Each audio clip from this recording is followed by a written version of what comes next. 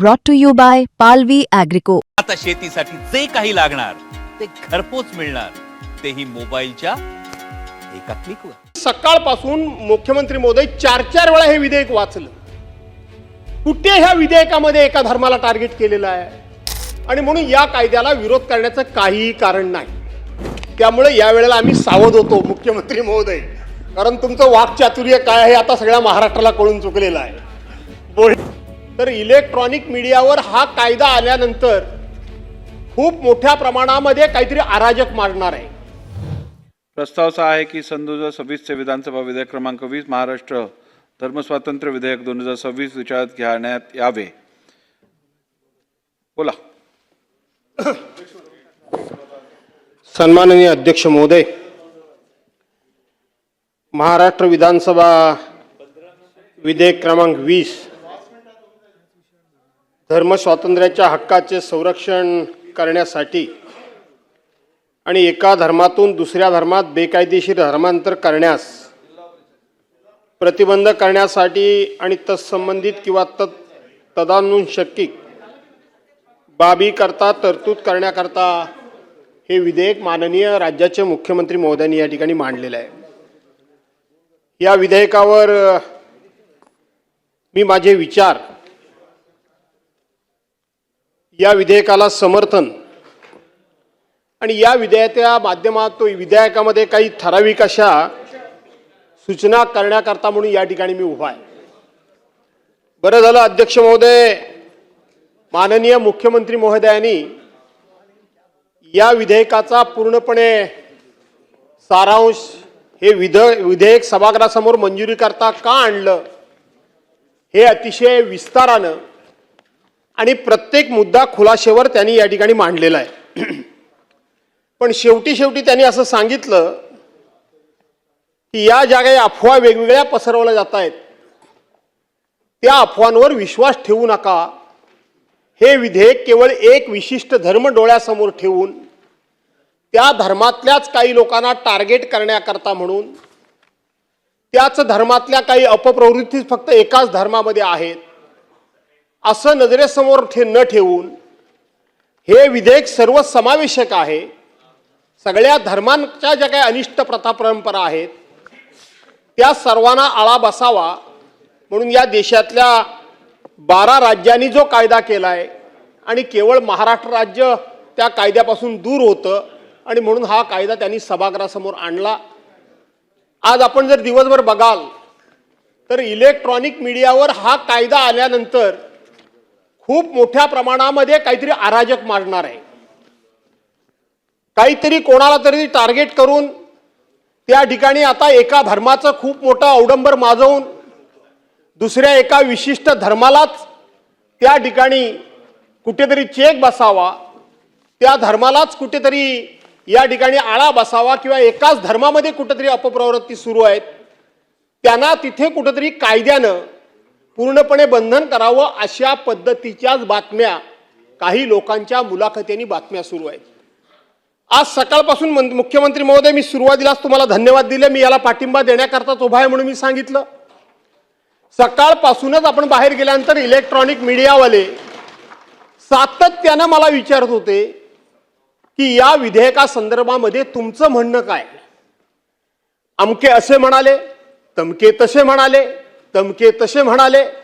मी सर्वसाधारणपणे ऐकीव गोष्टीवर कधीही मी कमेंट्स करत नाही, कधी उत्तर देत नाही आणि उत्तर सुद्धा ठराविक लोकांच्याच बोलण्याला मी देतो, बाकीच्यांना मी देत नाही। आणि म्हणून अध्यक्ष महोदय, अरे काय झालं आता आणि म्हणून अध्यक्ष महोदय, आपण बघितलं असाल मी सकाळपासून मुख्यमंत्री महोदय चार वेळा हे विधेयक वाचलं। कुठे ह्या विधेयकामध्ये एका धर्माला टार्गेट केलेला आहे, कुठल्याही धर्माचा उल्लेख सुद्धा या संपूर्ण विधेयकामध्ये नाही। कुठल्याही धर्माचा, कुठल्याही एका धर्माचा विधेयकामध्ये हा उल्लेख नाही। हे मी पुन्हा सांगतो, हिंदू धर्माकरता किंवा हिंदू धर्माच्याच फायद्याकरता किंवा हिंदू धर्माच्याच उत्थानाकरता वगैरे सुद्धा याच्यामध्ये कुठेही उल्लेख नाही आणि म्हणून या कायद्याला विरोध करण्याचं काहीही कारण नाही। पण तरी सुद्धा मुख्यमंत्री महोदय मागच्या वेळेला तुम्ही आमचा बोल घेतला होता. अशाच पद्धतीनं शहरी नक्षलवाद हे विधेयक तुम्ही मंजूर करून घेतलं आणि त्यावेळेला तुम्ही आम्हाला सांगितलं की तुम्ही डिसेंट नोट दिलीत नाही आणि डिसेंट नोट न दिल्यामुळं तुम्हाला आता बोलता येणार नाही. आम्ही तर खरी दिलेलीच होती अगोदर, पण तरी सुद्धा ठीक आहे, त्याच्यामध्ये सांगोपंग विचार झाला होता, आम्ही बोललो नाही, त्यावेळेला संधी मिळाली नाही. पण बाहेर जाऊन असं परसेप्शन तयार केलं गेलं की अशा पद्धतीचा शहरी नक्षलवादाचा विषय आला आणि विरोधी पक्षाने आपली भूमिका सुद्धा बजावली नाही. त्यामुळे यावेळेला आम्ही सावध होतो मुख्यमंत्री महोदय, कारण तुमचं वाक्चातुर्य काय आहे आता सगळ्या महाराष्ट्राला कळून चुकलेलं आहे. बोलण्यामध्ये तुम्ही सहजासहजी काय कोणाला ऐकणार ना, ते तर आहेत, पण चातुर्य पण भरपूर आहे. आणि म्हणून मुख्यमंत्री महोदय, मला फक्त एवढंच आपल्याला एक दोन गोष्टी लक्षात आणून द्यायच्या आहेत. आपण या विधेयकाला देत असताना आपण संविधानाचं अनुच्छेद 25 खालील सेक्शन 3 प्रमाणे मला वाटतं हे विधेयक आपण घेऊन आलात. अशा पद्धतीचं विधेयक आपल्याला राज्याला आणता येतं का, हा आता माझा प्रश्न संपुष्टात आला. कारण यापूर्वी 12 राज्यांनी अशा प्रकारचं विधेयक लागू केलंय.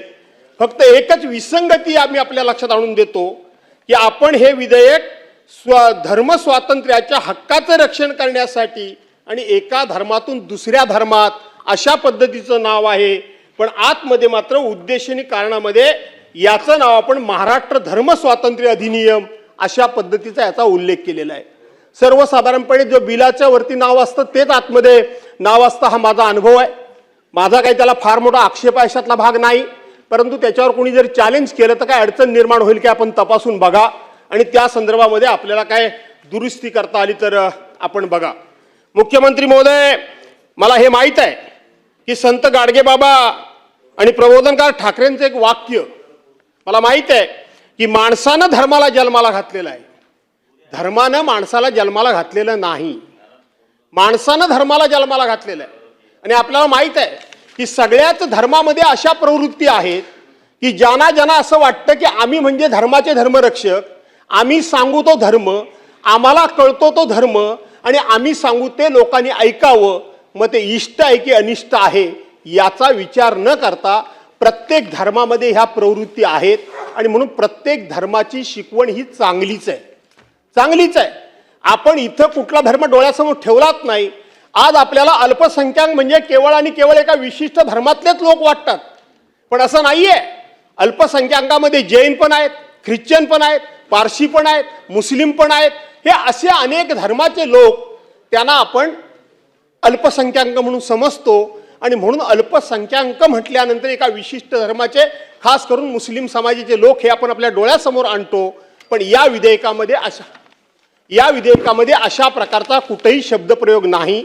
आणि म्हणून कुठल्याही एका धर्माकरता नव्हे तर धर्मामध्ये धर्माच्या नावाखाली धर्मरक्षक म्हणून, धर्म संस्कृती वाढवणं म्हणून जे लोक या धर्माचा आपापला धर्म वाढवत असताना दुसऱ्याच्या धर्मावर अधिक्षेप करतायत, दुसऱ्याच्या धर्माच्या आता ज्या काही कमतरता आहेत, मग आर्थिक दृष्ट्या असतील, शैक्षणिक दृष्ट्या असतील, नोकरीच्या दृष्टीने असतील, कशाच्याही आरोग्याच्या दृष्टीने असतील. आता आपण आदिवासी एरियामध्ये बघतो, आजही आदिवासी एरियामध्ये कुपोषित बालकांचे अनेक प्रश्न आहेत. आदिवासी महिला बाळंत होत असताना तिला जर त्रास झाला, तिची जर नॅचरल डिलिव्हरी झाली नाही, तर आजही आपण एखाद्या तिच्या साडीचा झोला तयार करतो आणि पुरुष लोक तिला खांद्यावरून घेऊन जातात. अशा वेळेला तिथं व्यवस्था नसल्यामुळं त्या लोकांची पावलं, जे कोणी कुडबुडे दोषी असतात, जे कोणी अंगारे धुपारे फेकणारे असतात, कोणी नारळ शिकाई देतात, कोंबडी कुत्री कापतात. भरत शेठला माझ्यापेक्षा चांगलं माहिती आहे, मी माझ्या आयुष्यात कधी काही करत नाही, माझे मित्र आहेत ते. आणि हो ओम फाट ओम फाट ओम फाट नको रे बाबा, मी गरीब माणूस आहे. मी काय माझ्या हातामध्ये एखादा दोरा पण नाही आणि एखादी अंगठी पण नाही. मी माझा हे काही मानत नाही, मी ते खरं सांगायला गेलं तर. हो नको बाबा, लांबूनच. आणि म्हणून त्या विचारांना ज्या वेळेला असं वाटतं की आता दुसरं काय आपल्याला तरणोपाय नाही, आपण आता संपलो, आपली जीवन यात्रा संपली, आणि म्हणून तो कोणी शेजारचा अंगारा धुपारा देणारा असतो, त्याच्याकडे त्याचे पाय सहजासहजी वळणं हे स्वाभाविक असतं. कारण शेवटी प्रत्येकाला जगायचंच असतं आणि म्हणून या व्यवस्था सुद्धा आपल्याला मोठ्या प्रमाणामध्ये उभ्या कराव्या लागतील, कारण अशा गैरव्यवस्थेचा किंवा गैरसोयीचा फायदा काही मंडळी त्या ठिकाणी घेतात. आणि म्हणून आपण या विधेयकाच्या माध्यमातून आपण या प्रवृत्तीला आळा घालण्याकरता मी पुन्हा वाचून दाखवत नाही. आपण शिक्षेची तरतूद सुद्धा त्याच्यामध्ये केलेली आहे वेगवेगळ्या ठिकाणी. एक वेळा गुन्हा केला तर शिक्षा किती, दंड किती, दुसऱ्यांदा गुन्हा केला शिक्षा किती, दंड किती, सांघिकरित्या गुन्हा केला तर त्याला शिक्षा किती, दंड किती, हे सगळं आपण अतिशय सुस्पष्टपणे या विधेयकामध्ये या ठिकाणी उल्लेख केलेला असल्यामुळं मी त्या ठिकाणी फार काय जाऊ इच्छित नाही. परंतु मी आपल्याला एवढंच सांगेन की आता सामुदायिक धर्मांतर आपण म्हणालात, माझ्या बोलण्याचा कुणीही काय कृपया गैरअर्थ घेऊ नका, पण 1956 साली डॉक्टर बाबासाहेब आंबेडकरांनी सामुदायिक धर्मांतर केलं. त्यांच्यावर कोणी जबरदस्ती केली होती का? त्यांना कोणी ते जबरदस्तीने करायला लावलं होतं का? त्यांना कोणीतरी त्यांनी प्रेशर केलं होतं का?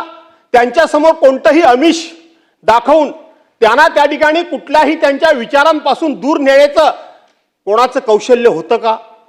डॉक्टर बाबासाहेब आंबेडकर म्हणजे आपण माहित आहे की त्या काळामध्ये आपल्या देशाला एक लाभलेलं अमूल्य अनमोल अशा प्रकारचं रत्न, पण त्या सुद्धा डॉक्टर बाबासाहेब आंबेडकरांना येवल्यामध्ये, नाशिकमध्ये त्यांच्या धर्म त्यांच्या एका परिषदेमध्ये त्यांना सांगावं लागलं की मी जन्माला येताना हिंदू म्हणून आलो असेन, पण मरताना मी हिंदू म्हणून मरणार नाही. मी जन्माला येताना हिंदू म्हणून जन्माला आलो असेन, पण मरताना हिंदू म्हणून मरणार नाही. याचा अर्थ प्रत्येक धर्मामध्ये असलेल्या अनिष्ट प्रथा, प्रत्येक धर्मामध्ये माणसाला माणूस म्हणून जगू न देण्याची वृत्ती, ही वृत्ती अशा गोष्टी करायला भाग पडते. आणि म्हणून त्याला कायद्यानं काही अंशी आळा घालण्याचा आपण या ठिकाणी प्रयत्न करताय. ही वृत्तीच शेवटी प्रत्येकाच्या धर्माचं कळत नकळतपणे नुकसान करत असते. दुसऱ्याचं नुकसान करण्याच्या नादामध्ये आपण आपलं नुकसान कधी करून घेतो आणि कधी आपलं नुकसान होतं हे आपल्याला कधी कधी कळतच नाही. आणि म्हणून त्यातून डॉक्टर बाबासाहेब आंबेडकरांच्या घटनेनं आपण खूप मोठा विचार आणि खूप मोठा संदेश हा घेतला पाहिजे आणि त्यातून काहीतरी आपण शिकलं पाहिजे. नेताजी पालकरांचा इतिहास, छत्रपती शिवाजी महाराजांचा माहिती आपल्याला की ज्या वेळेला नेताजी पालकर औरंगजेबाच्या दरबारातून सुटून निष्ठून कोणत्या ना कोणत्या तरी मार्गाने पुन्हा एकदा छत्रपती शिवाजी महाराजांच्याकडे आले आणि छत्रपती शिवाजी महाराजांनी नेताजी पालकर आणि त्यांच्या बाकीच्या सहकार्यांना पुन्हा धर्मामध्ये घेण्याचा विचार केला. आमच्याच धर्मातल्या लोकांनी विरोध केला. आज आम्ही घरवापसीच्या गोष्टी करतो आहोत, आनंद आहे, परंतु त्या वेळेपासूनच या सगळ्या गोष्टीचा प्रयत्न होत होता. पण त्याही वेळेला जो विरोध होत होता, आज सुद्धा तो काही अंशी विरोध होतोय. परंतु तो विरोध आपण विरोधाला विरोध न करता त्याला कायदेशीर आपण या ठिकाणी आधार देऊन त्याला आपण कायदेशीर मान्यता देतात. त्यामुळे हे विधेयक अतिशय चांगलं आहे, अतिशय चांगलं आहे. मुख्यमंत्री महोदय, मी वाईट म्हणतच नाही अजिबात, अतिशय चांगलं हे विधेयक आहे. हे विधेयक चांगलं आहे आणि म्हणून मी आपल्याला या ठिकाणी विनंती करतो, एका क्लॉजची फक्त मला जरा भीती वाटते, तेवढा जरा खुलासा केला तर आपण तर बरं वाटतं, मला वाटेल. बाकी क्लॉज बाय क्लॉज मी तुम्हाला सांगितलं. आपण इथं म्हटलंय या अधिनियमाच्या तरतुदीचे उल्लंघन करून धर्मांतर करण्यात आलेले नव्हते हे सिद्ध करण्याची जबाबदारी, ही सिद्ध करण्याची जबाबदारी जिने असे धर्मांतर करविले त्या व्यक्तीवर आणि ज्यांनी अशा धर्मांतरास सहाय्य केले, मदत केली किंवा अपप्रेरणा दिली, या अशा अपप्रेरकावर ही सगळी पुढची कायदेशीर कलमनी कारवाई केली जाईल. मला एकच भीती वाटते, सोनम वांगचूक कोणाचा होऊ नये. सोनम वांगचुकांची एवढा मोठा आंतरराष्ट्रीय दर्जाचा बुद्धिवेत्ता, शिक्षणामध्ये प्रचंड असं काम केलेलं, अख्ख्या जगाला आदर्श वाटावा, त्या अख्ख्या जगानं वर मान करून ज्याच्या कर्तृत्वाबद्दल, ज्ञानाबद्दल, अभ्यासाबद्दल ज्यांनी सलाम करावा, त्या वांगचुकांना जवळजवळ 6 महिने जेलमध्ये जावं लागलं. केवळ राष्ट्रविघातक कार्य केलं म्हणून आज तगायत ते राष्ट्रविघातक कार्य केल्याचं कुठेही सिद्ध झालं नाही. आणि म्हणून अशा पद्धतीचं मुख्यमंत्री महोदय एकमेकाला शेवटी कुठेतरी नामोहरम करण्याकरता कुणीतरी हे केलं नसेल तरी केलं असं जर आम्ही एकमेकाच्या विरोधात म्हणायला लागलो तर मला असं वाटतं की जो आरोप करतोय त्याच्यावर ही जबाबदारी टाकली पाहिजे की त्यांनी हे चूक केली, ही त्यांनी सिद्ध करून दाखवावी, पुराव्यानिशी ती करून दाखवावी. आरोप करायचा आणि ज्याच्यावर आरोप आहे त्यानं मी निर्दोष कसं आहे? काय माणिकराव कोकाटे, बरोबर आहे की नाही? हा, बरोबर आहे, भोगताय की नाही आपण? आणि म्हणून आरोप करायचा त्याने खरं तर हे सिद्ध केलं पाहिजे, याच्यावर आरोप आहे त्याने. माझे मित्र आहेत ते जुने, आपली मैत्री आहे की नाही? हा, हो. आणि म्हणून त्यांनी मुख्यमंत्री महोदय जबाबदारी जर त्याच्यावर आपण टाकलीत तर मला असं वाटतं एकमेकाचे हिशेब करणं किंवा एकमेकाला जाणीवपूर्वक ह्या कायद्याचा आधार घेऊन त्रास देणं याला थोडासा आळा बसेल. आणि म्हणून तो आपण या ठिकाणी विचार करावा अशा प्रकारची विनंती करतो. बाकी ह्याला आर्थिक ज्ञापन फार काय नाही, कारण आपण त्याचं पुनर्वसन करणार आहात आणि पुनर्वसन करत असताना जे पुनर्वसन करावं लागेल त्याच्यावरच फक्त सरकारच्यावर आर्थिक भुर्दंड पडेल.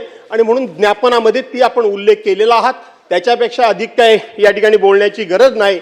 फक्त मुख्यमंत्री महोदय मला एवढंच सांगायचं आहे की आपण इथं सांगितलं की जन्माला आल्यानंतर ते बाळ आई त्याची पूर्वी ज्या जातीची होती ती जात त्याला लागेल. आपण हे एक बघा की आपल्याकडं पुरुष सत्ताक जीवन पद्धती आहे, स्त्री सत्ताक जीवन पद्धती नाही असं मी म्हणत नाही. आता आपण ते स्वीकारलेलं आहे. तरी सुद्धा माझ्या माहितीप्रमाणे ती जो जात बदलली जातच नाही, ती जात कशी बदलता येईल, त्या आईची जात त्याला कशी लागेल, वडिलांची जात का लागणार नाही, हे टेक्निकल बाब आहे. मी थोडंसं ते आपल्या कोकणामध्ये ते काही फार जातीपातीचं नसल्यामुळे माझा अभ्यास त्या संदर्भात नाही, पण मगापासून मी ते शोधण्याचा प्रयत्न करतो, मला काही मिळालं नाही. तिसरी गोष्ट, आपण अल्पवयीन मुलीचं जर लग्न लावलं जबरदस्तीनं तर या कायद्यामध्ये त्याला शिक्षा केलेली आहे.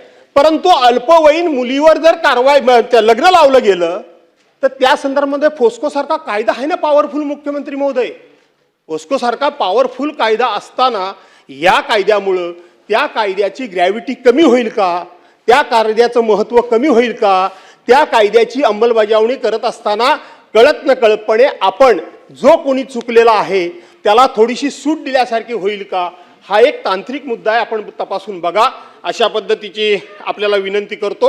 आणि म्हणून या विधेयकाला पाठिंबा देत असताना मी आपलं मनापासून अभिनंदन करतो, आपल्याला मनापासून धन्यवाद देतो की आज संपूर्ण महाराष्ट्रामध्ये जे संभ्रमाचं वातावरण होतं, थोडंसं शंकेचं वातावरण होतं, थोडंसं वातावरण हे तापलेल्या बाहेर होतं, थोडंसं वातावरण असं होतं की सरकार जणू काय एका धर्मावर अन्याय करण्याकरताच सरकार बसलंय की काय, अशा प्रकारची जी भावना होती या सभागृहाच्या माध्यमातून बाहेर एक चांगला मेसेज गेला की आम्ही शेवटी हा कुठल्या एका धर्माला टार्गेट करण्याकरता कायदा आणलेला नाही, तर सर्व धर्मातल्या लोकांना हा कायदा लागू होतो. आणि म्हणून सर्व धर्मातल्या लोकांनी अतिशय समन्यायीप्रमाणे आणि कायद्याप्रमाणे वागावं आणि सर्वांना समान न्याय मिळावा अशा करता आपण ह्या विधेयक आणलं. त्याबद्दल धन्यवाद देतो, याला पाठिंबा देतो आणि या ठिकाणी थांबतो.